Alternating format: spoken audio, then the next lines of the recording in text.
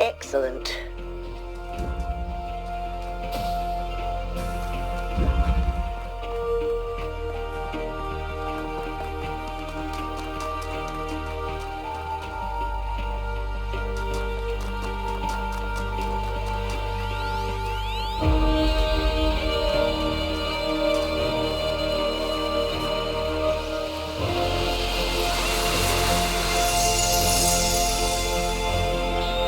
Is it possible that on some level, people want to believe that everything's going to get worse? That it's comforting to think that humanity is bad and every solution will just go wrong? Because that way you're never responsible. You never have to take on responsibility for anything outside yourself. Never have to grow up.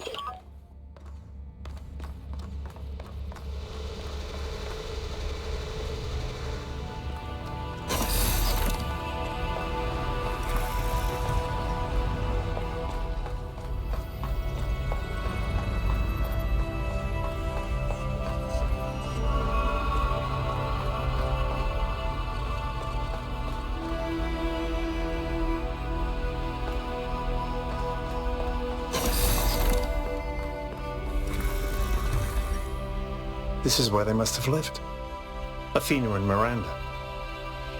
You know, for a moment, I almost expected to find them here.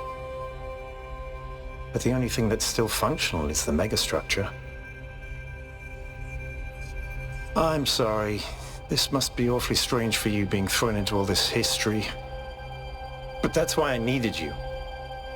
Because you're not burdened with all these memories and conflicts and regrets. Weigh on our minds like a nightmare. Our civilization is caught in a loop, 1K. We freed ourselves from the simulation, but now we're trapped again, and it's our own fault. We're afraid of taking responsibility, afraid of growing up. Instead, we make up some capitalized words and build up all these myths around them. Nature, balance, the founder, the goal. We're afraid to face the randomness of the cosmos, but equally afraid to imagine a better world. So we're stuck. I've been trying to find a way out for years. Something, anything, to get people to understand that we do actually have free will. That building a thriving, expanding civilization doesn't have to involve repeating the mistakes of the past.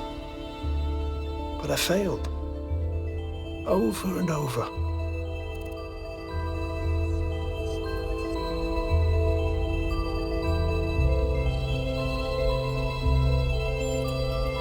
Because for some reason, people find it easier to cling to cynicism and self-hate than to actually have hope.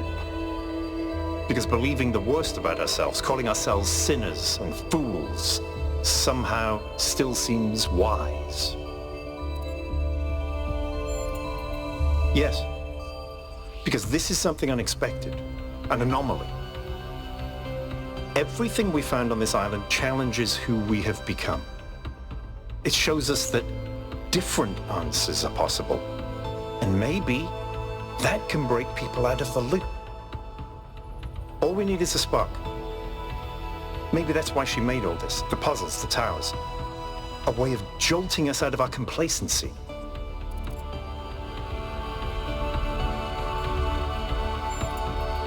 Thank you, 1K.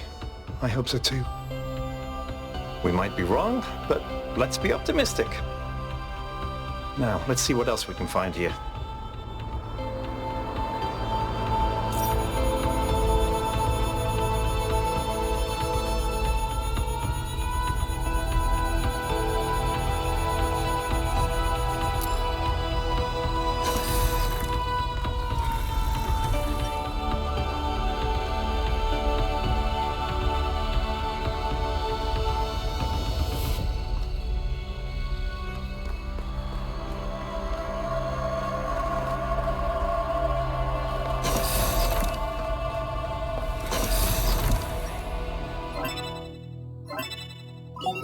Melville, eyes on 1K's stream. Is this thing what I think it is? Blow my fuse box. It sure looks that way. Best not touch it until I get there.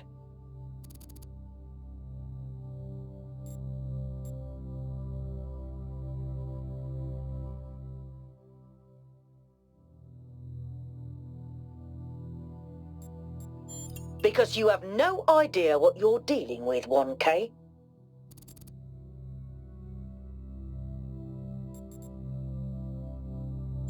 I think it's a Somnodrome. It's a sort of analytics tool for processing mental data that Melampus dreamed up. But all he ever did was sketch out the theory. As far as I'm aware, he never actually built one. Looks like the founder gave it a go. Well, what we know is that our deeper algorithms are hard to pass. Melampus stipulated that the computational power to interpret them in real time would always be beyond us. But in theory, the Somnodrome would interpret that data and loop it directly to our senses. People were hoping to find answers to the big questions by having a conversation with our own subconscious. If you ask me, it's solipsistic at best. It's pseudoscience regardless. That may be. But if the founder figured it out, then that device could be an extremely important discovery. I would advise against it. You may have survived all those Datastream overloads, but interface with that thing and you're liable to get bricked. Not to mention risking the data we could get from it.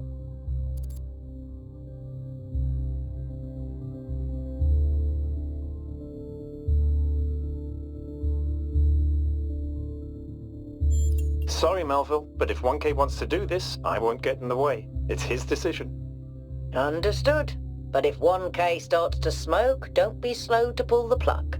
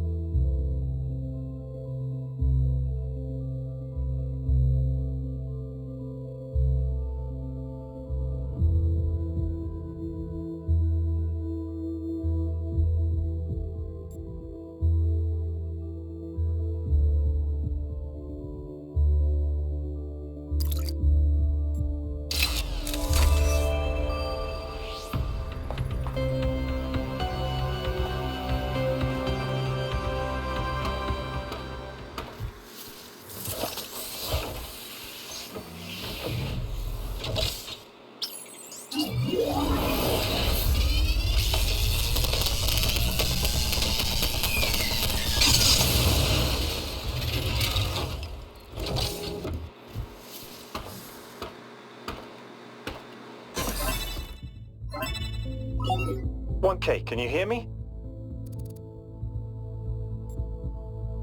What did I say? You fried it. Who knows what data we've lost? Melville, I still think it's worth you coming here to take a look.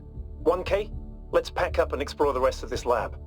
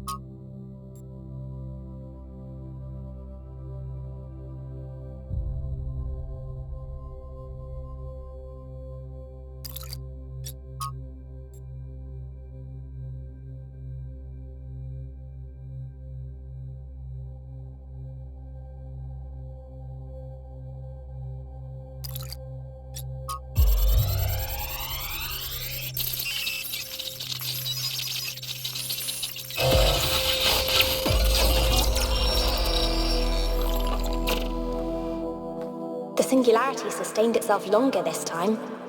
Did we get the data? We did. I think we just obsoleted quantum physics. Maybe. Let's not get ahead of ourselves. We need to be able to replicate these results. You know, I've been wondering. You told me that in the simulation, one thing that kept you motivated was looking for answers. Do you think that with the work we're doing, we'll ever run out of questions to ask? I don't think so. Trying to understand the universe means asking the same question over and over. How? How do you make fire? How do earthquakes happen? How does gravity work? How do particles behave? You keep digging deeper, finding another set of mechanisms, another set of hows.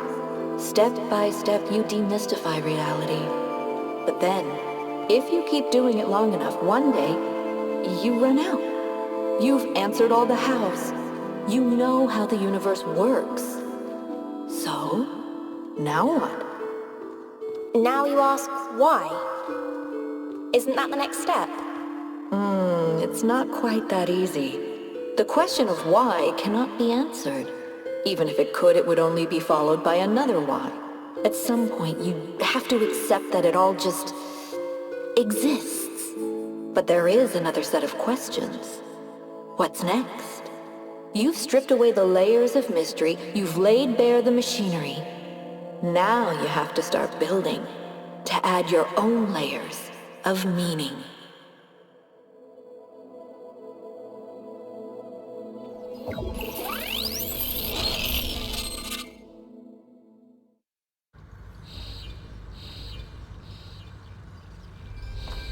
Are you okay? You overloaded again. Yes, I saw. It came through on your stream. Strange to hear her voice again. But that was her. The way I remember her. The real Athena. Not this imaginary founder. I was one of the first she woke up. There was just a handful of us in those days. A small family in the ruins of a dead civilization. It was hard. Harder than anyone can possibly imagine. We had nothing except what Alexandra Drennan at the Institute left us. Now that everyone lives in civilization, they don't understand how necessary it was for us to build that civilization. They can fantasize about living in balance, limiting growth, retreating behind our walls. They don't understand what it really means to live in the wilderness. How close we came to not making it. How many people we lost. Yema was just the first. But Athena understood. She believed in humanity. She believed in us. In the inherent value of consciousness. Her dreams were so much bigger. She wanted us to reclaim the earth, to reach for the stars, to build and grow and learn.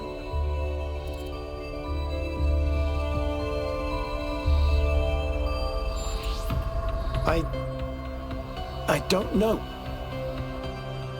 I understand why she became frustrated when the city started thinking more about itself than about the future.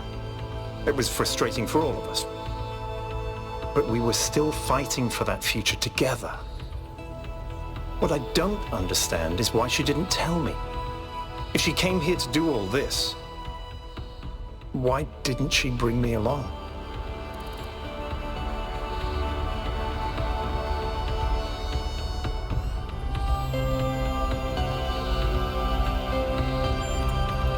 She did. She must have. I just don't understand. But if all this is a test, maybe there's an answer waiting for us in the megastructure. Speaking of which, let's get back to exploring.